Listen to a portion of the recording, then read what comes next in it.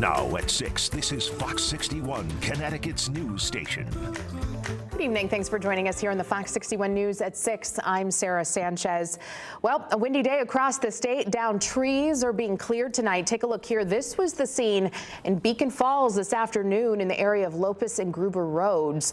Utility pole snapped and a tree fell during the strong gusts of wind.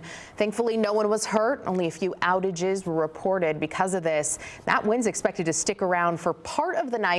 Chief Meteorologist Rachel Frank joins us now with what we can expect. Rachel, it is really windy out there. Yeah, the winds are in the process of diminishing, which is good news. There is still a wind advisory until 10 o'clock tonight, but I think they may end up canceling it early just based on the latest trends. We've got gusts to 23 miles an hour in Meriden, 16 in Chester, so it's totally manageable out there, and we haven't seen too many outages, although obviously, like you just saw, there have been some trouble spots out there. So again, wind advisory, northern 4 counties until 10 p.m.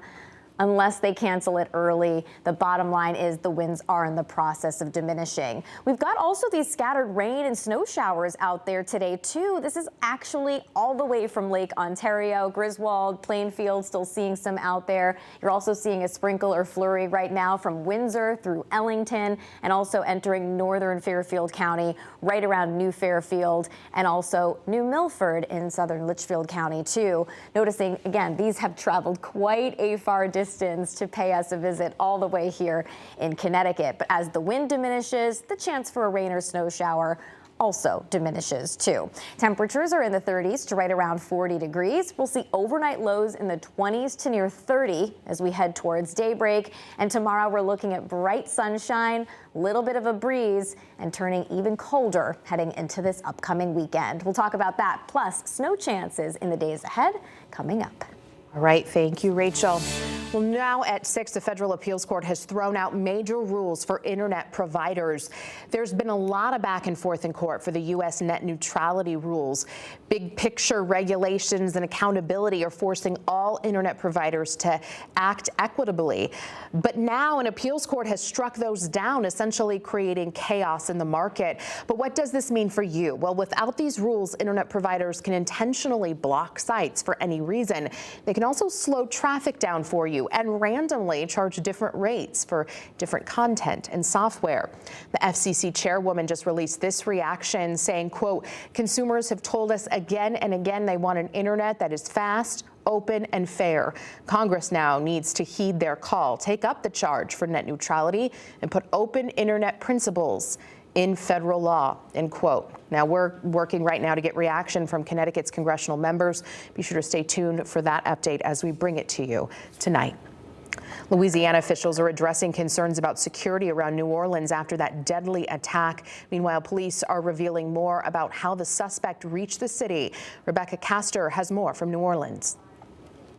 The FBI is still searching for a motive in the deadly attack on Bourbon Street yesterday, but says it now appears there is only one suspect. Bourbon Street reopening on Thursday, one day after a pickup truck plowed into a crowd, killing more than a dozen people. Investigators now believe the suspect, a 42-year-old U.S. Army veteran, acted alone and say social media posts show he was inspired by ISIS. He originally planned to harm his family and friends, but was concerned the news headlines would not focus on the, quote, war between the believers and the disbelievers. The FBI says the suspect rented the truck in Houston on December 30th and then drove it to New Orleans. On Thursday, police searched his Texas home for potential evidence, as well as a rented New Orleans property where bomb-making materials were found. FBI and ATF agents have secured that house. We have recovered 2 laptops and are currently reviewing them for any potential leads. And despite concerns, the Sugar Bowl kicked off this afternoon after being pushed back a day. National Guard troops and police deployed to secure the scene. Louisiana officials now facing questions over whether the city is prepared to host future events, including the Super Bowl and Mardi Gras. We're ready to continue to host large-scale events in our city because we are built to host at every single turn. And right now the FBI says there was no clear direct link between the tragedy here in New Orleans and the explosion in Las Vegas. In New Orleans, Rebecca Castor, Fox 61, Connecticut's news station. We have new details from Las Vegas, where officials say the U.S. Army soldier inside the Tesla Cybertruck that burst into flames outside Trump Hotel turned the gun on himself before the explosion. 7 people suffered minor injuries when the Tesla truck exploded. At a news conference, police said a handgun was found at the feet of the man in the driver's seat. The suspect served in the Green Berets, a highly trained special forces unit. They work to counter terrorism abroad and train partners. He was also awarded 5 Bronze Stars. Police don't believe anyone else was involved. North Haven police are hoping to make arrests after 2 people were injured in a street takeover over the weekend. It's something local and state leaders say they're fed up with. Fox 61's Julia LeBlanc is near the intersection where it all happened. This intersection here on Montouise Ave near the I-91 North on-ramp here in North Haven is very busy. Luckily, though, it was not. At 2 a.m. on Saturday morning, that's when a large group of people gathered in the middle of the street, lit a ring of fire, and ended up hitting 2 people with their car. It's crazy how kids are getting out of control, but not only kids, people are. Iris Montalvo is reacting to this video. Posted on social media by North Haven police. They say this street takeover happened on Saturday at around 2 a.m. in the Montouise Ave intersection near I-91 North. In the video, you can see a white Dodge Charger doing donuts around a ring of fire with people in the middle, recording the whole thing. 2 spectators in the outer circle got hit. Those 2 men in their 20s were taken to the hospital with non-life-threatening injuries.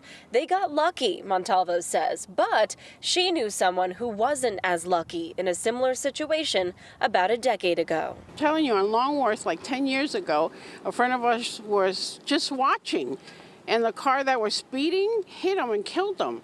Instantly killed him. The driver in this scenario got away, but First Selectman Michael Frieda says police are determined to find them and others involved. The feeling is this: they could run, but they're not going to be able to hide because we're disgusted and fed up. Frieda and others have joined in on a regional task force to stop this behavior, which is ramping up across the state. At our level, at the local level, every single mayor and first selectman is on board with this. But on the state level, Frieda says they need more help from lawmakers. Think about this. When there's bad behavior, if there's no significant consequences, in this case there will be, the bad behavior continues. It's something State Senator Paul Ciccarella says his colleagues are focused on. In the past 5 years, they've created new laws to increase police partnerships to crack down on takeovers. But as the ranking member of public safety, Ciccarella says more needs to be done. That we have to be a little bit tougher on crime.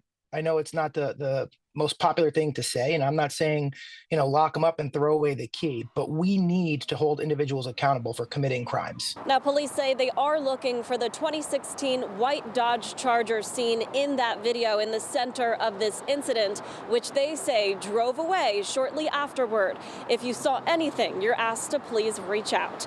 We are in North Haven. Julia LeBlanc, Fox 61, Connecticut's news station. Thank you, Julia. We have an update now. New Haven police arrested a man in connection to a stabbing at Union Station on New Year's Eve. Police say Willie Dundee was seen on surveillance video stabbing a person multiple times.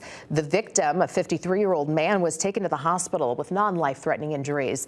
Police say a box cutter used in the stabbing was found there on scene. Right now, people in Southington are packing into the town's municipal center to decide if the town will cut costs to the fire department. Firefighters say they've grown frustrated over this discussion. They say they already have to deal with staffing shortages, which puts first responders' lives at risk. Fox 61's Stefan Reels reports. Well, right now we're standing in the Municipal Center's parking lot. We've seen a couple of people already come in, and right now the local firefighters union, they say there are 3 options on the table that town leaders will be discussing tonight. One of them will be closing a station while new recruits are being trained. The other one would just remove staffing at one of the headquarters. The third would just be to keep things the same. And a big reason for that is so that the town can actually cut down on costs in the fire department. Big part of that would be with overtime spending and potentially staff. And members of the fire department worry if these cuts do end up going through, then it will only put firefighters' lives at risk and potentially close one of the town stations. My plea would be to not reduce services. This is going to put the public at risk. This is going to put my firefighters at risk. It's dangerous. We almost killed 2 people the other morning. This is your wake-up call. And this all comes after a Mayday call made just a week ago today, which brought the department's staffing issues to the forefront of the town's involvement here in Southington when there was no backup available after 2 firefighters barely made it out of a house fire on Howard Avenue. Now, since then, the Southington Council chairman sent out a statement saying that they were really willing to collaborate on a solution with a responsible budget. Of course, tonight we'll be giving you updates as we get them here in Southington. But for now, live at the Municipal Center, Stephen Reels, Fox 61, Connecticut's news station.